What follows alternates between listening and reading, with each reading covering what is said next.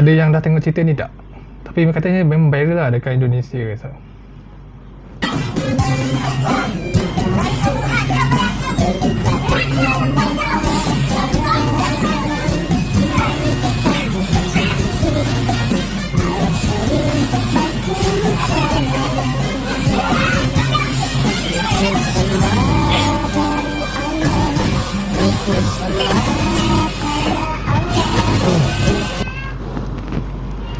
Okay, pendapat aku kan, cerita ni dalam hidup ni kan, bukan semua yang pakai jubah tu suci, bukan semua yang berceramah tu ikhlas. Kadang-kadang kan topeng agama tu diorang pakai tonggak agama untuk tutup sisi gelap orang yang tak nampak.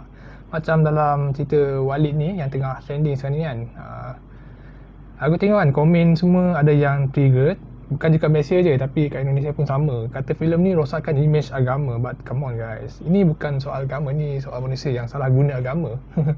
Kita nampak sendiri kan, Tok Guru, pemimpin, pondok, konon semua ajaran apa dia?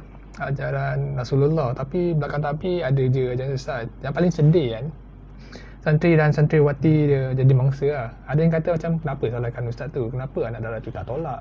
Bro, when someone in power manipulate yang pakai nama Tuhan, tu bukan godaan biasa, tu power abuse.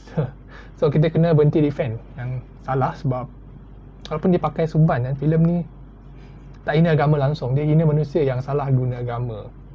Keep that. So dari cerita Walid ni kan, kita belajar jangan sembah manusia, sembah Tuhan.